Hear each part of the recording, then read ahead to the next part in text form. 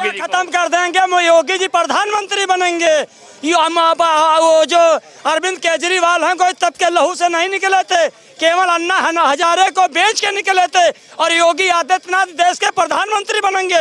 ये क्या बात कर रहे हैं? केजरीवाल जी बोल रहे हैं 2 महीने में सीएम पद से हटा दिया जाएगा। सीएम पद से नहीं, वो पीएम के पद पे जा रहे हैं। ये क्या बात कर रहे हैं? योगी जी ब्रांड है, एक विचारधारा है, एक मिशन है, गरीबों के मसीहा। ये क्या आपने बात कह दी कि अरे पहले केजरीवाल जी बोल रहे हैं, मैं नहीं बोल अरे केजरीवाल जी पहले अपनी रांझे। ऐसे लोगों को दिल्ली की जनता नहीं सुनती है। वो उत्तर प्रदेश की मुख्यमंत्री पर क्या टिप्पणी, उनकी हैसियत नहीं है। आज मुख्यमंत्री एक ब्रांड है। उत्तर प्रदेश में हम हैं और उत्तर प्रदेश के मुख्यमंत्री के बारे में ये व्याख्या की गई है किसकी तरफ से? अरविंद केजरीवाल जो बाहर आए और उन्होंने आते ही कहा कि योगी आदित्यनाथ की जो है राजनीति खत्म कर देंगे मोदी जी, और 2 महीने में तख्ता पलट करके हटा दिया जाएगा योगी जी। खत्म कर देंगे, योगी जी प्रधानमंत्री बनेंगे। वो जो अरविंद केजरीवाल हैं कोई तब के लहू से नहीं निकले थे, केवल अन्ना हजारे को बेच के निकले थे, और योगी आदित्यनाथ देश के प्रधानमंत्री बनेंगे।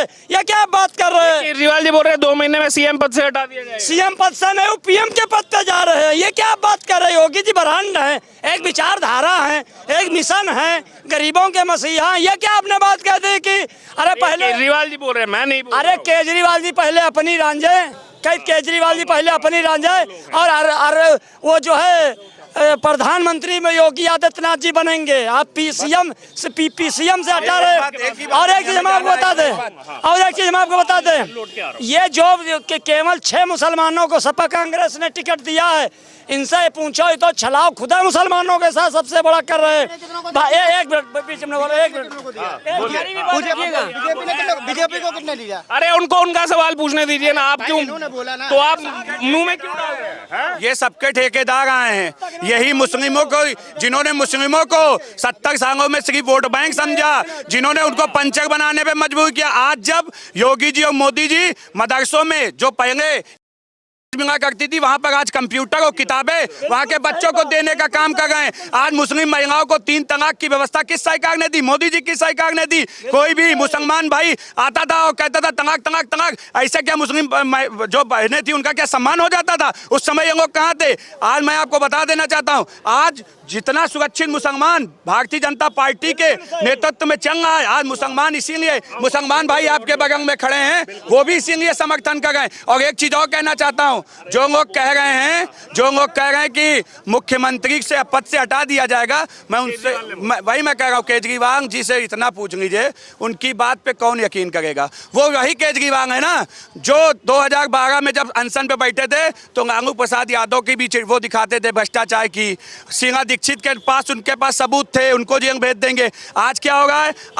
आज अन्ना हजारे बेईमान हैं और लालू प्रसाद यादव के साथ स्टेज पे हाथ मिला के खड़े हो जाते हैं। ये हैं। और वो कहते थे कि बच्चों की कसम खा लिया जिसने कि मैं कांग्रेस के साथ हाथ नहीं मिलाऊंगा, वो आज कांग्रेस के साथ समर्थन सरकार बना रहा है। वो उसकी आप बात पे विश्वास करते हैं। ऐसे लोगों को दिल्ली की जनता नहीं सुनती है। वो उत्तर प्रदेश की मुख्यमंत्री पर क्या टिप्पणी, उनकी हैसियत नहीं है। आज मुख्यमंत्री एक ब्रांड है। आपके बाद आप बताइए। योगी जी की और प्रधानमंत्री जी की बिल्किस बानो बहन थी नहीं थी, ये पूछ ले खाली। बिल्किस बानो इनकी बहन है या कि नहीं है? उन्हीं के आरोपियों को मिठाइयाँ खिलाते हैं, मालाएं पहनाते हैं, कह रहे मुसलमान हिफाजत में है। नासिर जुनैद की लिंचिंग करी गई, ये बहुत बड़ा बैरूप है, इसकी तो सुनिए ना। नासिर, देखिए एक मिनट, मैं आया हूँ दिल्ली से, मुझे नहीं पता कौन गए, ऐसी पर्सनल टिप्पणी नहीं होगी किसी पर। पर्सनल टिप्पणी किसी नासिर जुनैद को जिंदा जलाया गया गाय के नाम पे। पीलू खान, इकबाल अहमद, न जाने कितनों की लिंचिंग करी गई, मजहब के नाम पे जयसार के नारे लगवाए गए और कह रहे मुसलमान हिफाजत में है। अगर कोई बोल रहा है तुम्हारी वर्तमान सरकार 10 साल से है, अन्याय जो सबसे ज्यादा हो रहा है मुसलमानों के साथ हो रहा है, कांग्रेस पार्टी में कभी नहीं हुआ। जो कांग्रेस पार्टी को बदनाम करते हैं अन्याय मुसलमानों के पार्टी में अन्याय हुआ है तो उनको इंसाफ दिलाया गया, इंसाफ मिला है। ऐसा नहीं ना कि अन्याय हो गया, उन्हीं पे अत्याचार के उन्हीं का आरोप बता दिया आपने, फिर बाद में कह रहे मुसलमान हिफाजत में 10 साल से। पूरा देश हिफाजत में नहीं है, कोई हिफाजत में है ही नहीं। आप हिफाजत में नहीं है, मुसलमानों के साथ भेदभाव कर रही है मोदी। इतनी प्यारी, पीछे कहाँ छुप रहे हैं? आगे आइए ना, आप बताइए। सचिन, नाम बताइए। सचिन। इतनी प्यारी मूछें रखी हैं, पीछे छुपेंगे? चुप नहीं रहा हूँ मैं, चुप नहीं रहा, इन सबकी बात चर्चा सुन रहा हूँ। अब आप अपनी चर्चा शुरू कीजिए। देखिए मैं आपको बता दूं, यहाँ के लोग यहाँ के जो हमारे अल्पसंख्यक भाई हैं, आज देखिए मोदी जी और योगी ने पूर्ण रूप से क्या किया, राशन देने का काम किया। किसी भेदभाव करा नहीं करा ना। जो भी योजनाएं आती हैं योगी मोदी जी की, उनको संपूर्ण रूप से और सबसे ज्यादा लाभ लेने वाले कौन है? हमारे मुसलमान भाई। तो ये सब कौन कहने वाले होते हैं कि योगी जी मोदी जी भेदभाव कर रहे हैं? हमारे देश के अंदर, हमारे प्रदेश के अंदर भी कोई भी जात, कोई भी धर्म, कोई भी मजहब का यहाँ पे कोई गलत काम करेगा उसको बख्शा नहीं जाएगा। और ये देश हिंदुस्तान है, सबका है। और सबसे ज्यादा सुरक्षित यहाँ मुसलमान। ये लोग कहते हैं कि सऊदी अरब हमारा है। सऊदी अरब इनको क्या कहते हैं? हाँ, यहाँ के जो हिंदुस्तानी मुसलमान है उनको कहते हैं कि ये सब, और ये वहां का नाम गुलगान करते हैं सऊदी अदीब। अगर मोदी जी नहीं सॉरी, आप चले जाइए डिबेट से, आप डिबेट से चले जाइए। ऐसे मैंने पहले बोला बहुत नॉलेज है। नहीं, आप चले जाओ डिबेट से। ऐसे डिबेट नहीं होगी यहाँ पर। ऐसे डिबेट, एक मिनट, अरे पेशेंस तो रखिए ना आप। जब आप बोल रहे थे किसी को बोलने दिया, मैंने नहीं बोलने दिया। एक मिनट रुकिए। जब वो बोल रहे थे तब शांत रहिए ना। आपके समय नहीं 1 मिनट भैया, बस 1 सेकंड। हिंदू मुसलमान अरे उन्होंने शुरू किया, अभी बोलिए, चले छोड़िए। कोई नहीं कराने वाला। भाई साहब योगी हमारे कोरोना काल के अंदर वैक्सीन दिया, हमारे कोरोना काल में वैक्सीन लगी, किसको दी गई है? हिंदू मुस्लिम किसी को भेदभाव करके दी गई है? सबको दी गई है ना। और ये सब कुछ लोग होता है। मैं बोल रहा हूँ भारतीय जनता पार्टी का हिंदू मुस्लिम के बिना चुनाव संपन्न नहीं होता है। सबका साथ, सबका विकास, सबका विश्वास कर रहे हैं। योगी जी प्रधानमंत्री बनने जा रहे हैं, ये इनका कहाँ मालूम है?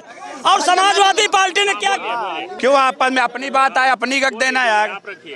देखिए इन्होंने जो बात कही वो वाजिब है, ठीक। पहलवानों के साथ न्याय होना चाहिए, लेकिन आरोप लगाने से ही कोई आरोपी नहीं हो जाता। एक बात अभी आप इनसे पूछिए कि केजरीवाल आरोपी है कि निर्दोष है, तो अभी कहेंगे निर्दोष है। देखा, क्योंकि नहीं सुनिए, आरोपी अरविंद केजरीवाल। इसकी क्या बात? नहीं सुनो अरविंद केजरीवाल। आप जजमेंट है। प्रधानमंत्री हमारे के संविधान जो है, जब तक के दोषी करार नहीं हो जाता हम किसी को नहीं कह सकते कि ये चोर है, कुछ है। मगर हमारे के विडंबना क्या है ना कि हमारे के जो लोग 2014 से पहले लोग गुंडागर्दी करते थे, लोग आगजनी करते थे, बदमाशी करते थे, और वो मुख्यमंत्री क्या करते थे? चाय कॉफी पीते थे कालीदास मार्ग में, यही चंद कदमों दूर है। और आज हमारी सरकार ने क्या, भारतीय जनता पार्टी सरकार ने क्या करा है? आज उस गुंडों माफियाओं को तुरंत चस्पा करके लगाया जाता है। तो आज सबसे बड़ी समस्या क्या है? तो आदि परेशान इसी वजह से है कि भाई न्यायपूर्ण सरकार बन रही है, न्यायपूर्ण सरकार बन रही है। नहीं पहले बात तो मैं बोलना चाहता हूँ, जो चुनाव में जिस मुद्दे पे बात हो रही है चुनाव पे सबसे गलत है। जिस देश में 60% जनसंख्या 100 रुपए से भी कम कमाती हो, उस देश में मंगलसूत्र चोरी, भैंस चोरी, इस पे बात होनी चाहिए। हॉस्पिटल्स, रोड्स, ट्रांसपोर्टेशन का जाके देख लो क्या हालत है। चोरी होती थी आप बस आन दो, आप मेरी बात सुनिए। हाँ, बच्चे आप सुनिए, बहुत मुद्दे की बात होने लगी।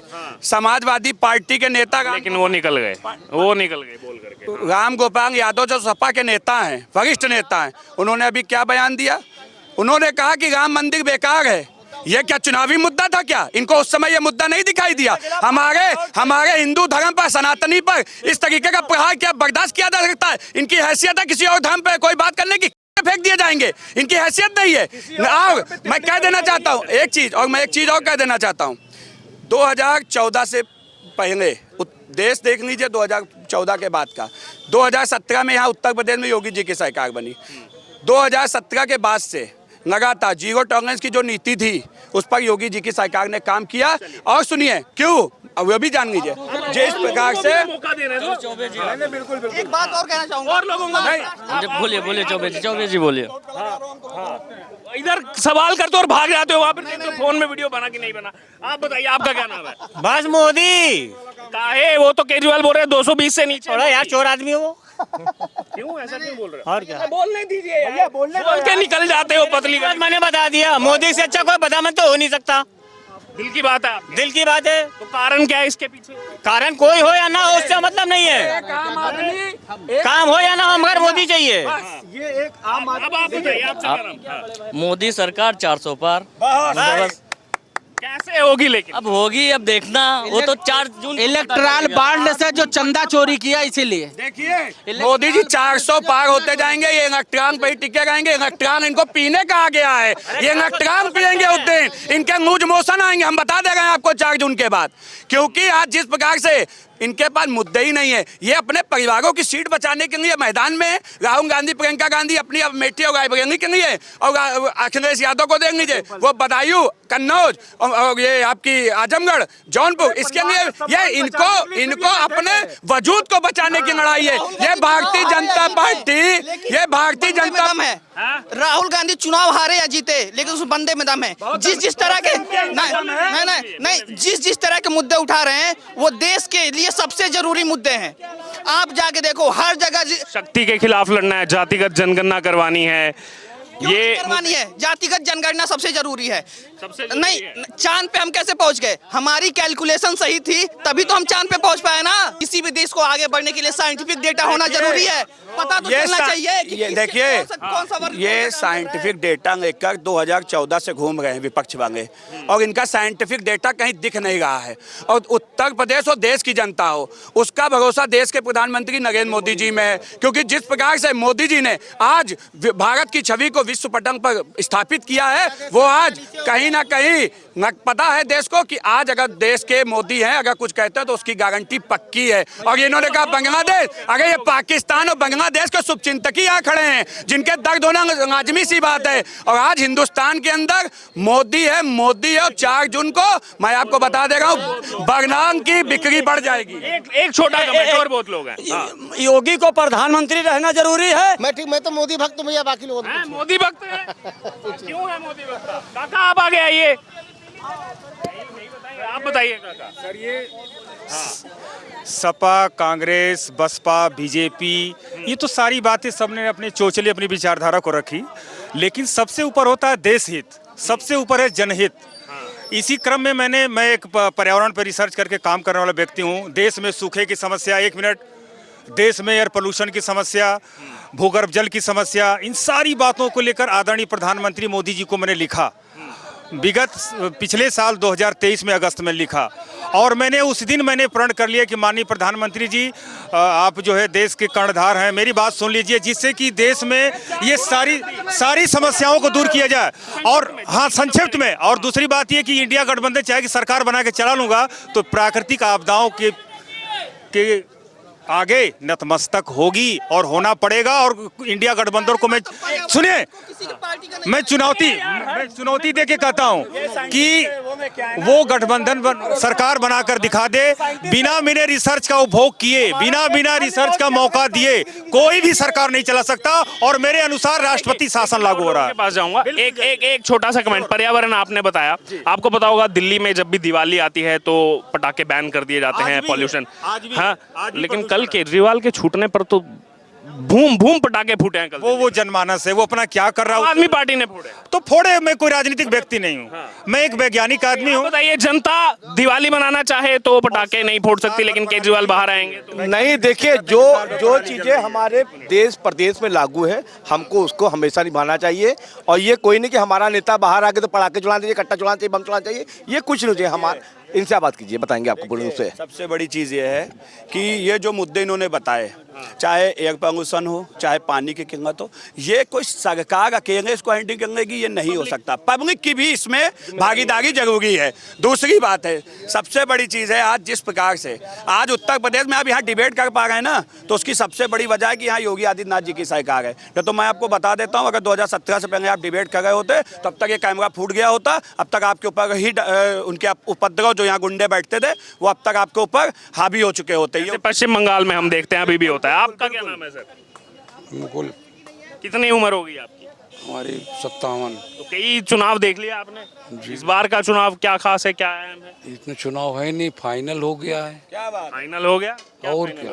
अरे देखो, 5% आदमी करता है, हकीकत 95% आदमी ने सोच लिया है। सोच लिया जी, मन बना लिया जी। क्या 4 जून को कुछ भी तर्क दीजिए, ये तर्क से देश नहीं चलता है, भावनाओं से चलता है। सबकी समझ में आ गया, अब तर्क तो करिए। तो 4 जून को क्या देखेंगे हम रिजल्ट? वो वही होगा जो हमने बता दिया है। हम दुनिया भर का तर्क नहीं करेंगे, वो हम नहीं बताएंगे। फिर भी हम वो जीत जाएगा, वही मोदी, और कौन जीतेगा? 95% आदमी के दिल में वही घुसा हुआ है, उसको निकाल नहीं पाओगे। दिल हैक कर लिया। बिल्कुल, कुछ भी करो, कितनी बकवास करो, कुछ भी कोई नहीं सुनेगा। जी, तो क्यों है ऐसा? ऐसा क्या 10 साल के बाद तो एंटी इनकम्बेंसी होनी चाहिए, लेकिन ये देश बड़ा अजीब है। नेहरू क्या करते थे, कोई ध्यान नहीं देता था। अरे दीवानगी थी भाई, फिर इंदिरा गांधी आई, उनकी दीवानगी चलती रही, अब इसकी देखो। देखिए भाई साहब, आपको बता दूं कि जब कांग्रेस की सरकार थी तो वहां से इनके ही नेता कहते थे कि जब मैं 1 रुपया बेचता हूं तो नीचे नीचे आते आते 10 पैसा बचता है, 15 पैसा बचता है। मगर आज क्या है, मोदी डायरेक्ट में जनधन खाते जो खोले रखे, उसमें पूर्ण से पूरा पैसा आता है और आप हाँ, जो भी पैसा आता है आपके खाते में जाता है। और ये देखिए, आओ ना। फर्जी है वो। मनमोहन सिंह जब थे प्रधानमंत्री तो उनसे पूछा जाता था, मनमोहन जी 2 और 2 कितने होते हैं? तो मनमोहन जी कहते हैं 2 और 2 4 तो होते हैं। मगर पहले सोनिया जी से पूछ लूं। तो आज हमारे के जो प्रधानमंत्री हैं, आज हमारा देश का इतना नाम हो चुका है कि आपने देखा होगा यूक्रेन का युद्ध चल रहा था तो उसमें हमारे हिंदुस्तानी नागरिक कुछ बेचारे परेशान थे, फंसे थे। तो आज हिंदुस्तान का ये वजूद था, ये ताकत थी, उस युद्ध को ब्रेक करके, रोक करके हमारे हिंदुस्तान के नागरिक है। कुछ चीजें तो ऐसी हैं, उस पे विपक्ष को भी मानना पड़ेगा। कतर का हाल ही में एग्जाम्पल हुआ, 8-9 सैनिक छूट के आए भारत। दूसरी चीज देखिए, हिंदुस्तानी छूट के आए और हमारे भारत के झंडे तले, वो पाकिस्तानी भी बेचारे छूट करके आए और बाद में कहने लगे यार मुझको हिंदुस्तान में रहना और हिंदुस्तान में रहना चाहिए। देखिए, मैं बस इतना ही कहूँगा, आज देश सुरक्षित हाथों में। जिस प्रकार से देश के प्रधानमंत्री हों और चाहे जिस धरती पे हम खड़े हैं, लखनऊ है, यहाँ के जो सांसद हैं राजनाथ जी, जिस प्रकार से उन्होंने जब से रक्षा मंत्री की कमान संभाली, आपने देखा लगातार वो आज किसी भी जो भी जिस भाषा में समझता है उस भाषा में उसको समझाने का काम करते हैं।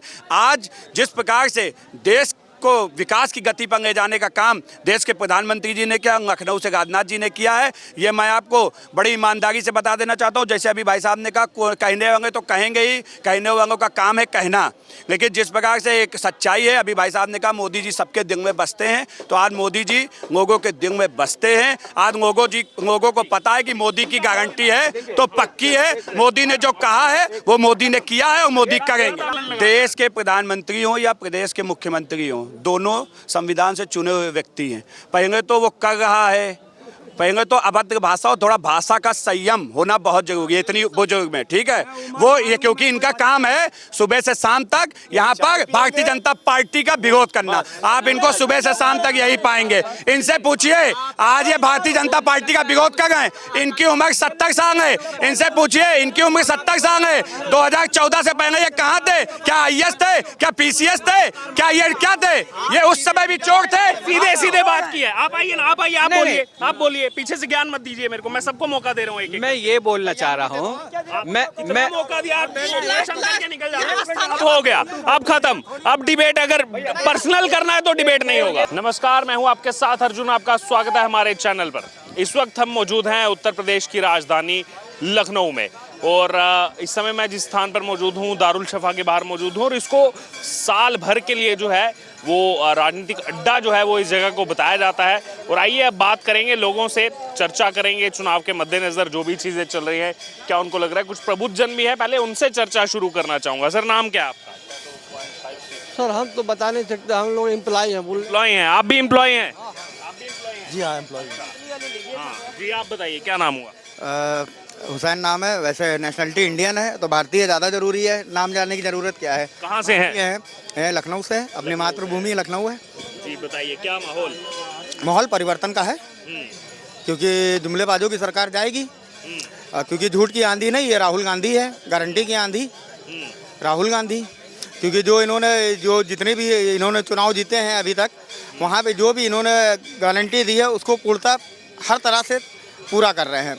और यही बीजेपी ने अभी राजस्थान के चुनाव जीते हैं और जगह पे जीते हैं, 500 रुपये का सिलेंडर दे रही थी, तो अभी तक शायद वहाँ पे ना मिल रहा है 500 रुपये का सिलेंडर, ना MSP की गारंटी मिल रही है, ना ही किसान कर्जा मुक्त हुआ है। तो धोखेबाजों के जालसाजों में आना ही नहीं है। और दूसरी चीज़, अभी एक इनका वीडियो वायरल हो रहा है कि नवीन पटनायक ने बोला है कि अगर राज्य और जिलों के नाम पूछ लिए जाएं तो वो बता नहीं पाएंगे, अगर टेलीप्रॉम्प्टर बंद कर दिया जाए तो मोदी जी भी नहीं बोल पाएंगे। तो इस तरह का माहौल चल रहा है। परिवर्तन का माहौल आपके हिसाब से? एकदम 100% परिवर्तन। जनता को परिवर्तन चाहिए ही चाहिए। परिवर्तन चाहिए जनता को? परिवर्तन जनता को नहीं चाहिए, परिवर्तन चाहिए जिन्होंने 2014 के पहले को अपना देश माना है। क्योंकि आज जिस प्रकार से 2014 के बाद देश की दशा भी बदली है, देश की दिशा भी बदली है। आज देश के अंदर यहाँ पर लोग केवल विरोध करने के लिए खड़े हैं, लेकिन बुनियादी जो व्यवस्थाएं थी जिनको सुनिश्चित करने का काम मोदी जी ने किया है, चाहे गरीबों को राशन देने की व्यवस्था हो, चाहे शौचालय देने की व्यवस्था हो, चाहे जो गरीब था जिसको आयुष्मान की जरूरत थी, जिसके पास पैसे नहीं थे आज खाने को आयुष्मान कार्ड देने की बात हो, जिनके पास छत नहीं थी उनको छत देने का काम किया हो, रोडें अच्छी नहीं थी आज हर गांव में रोडें बनने का काम हुआ है। मोदी जी के जब प्रधानमंत्री बने 18,000 गांव में बिजली नहीं थी आज़ादी के बाद से। उन्होंने कहा था हम 1,000 गाँव में, जो 1,000 दिनों में 18,000 गाँव में बिजली पहुँचाएंगे, 850 दिनों में वो बिजली पहुँचाने का काम किया।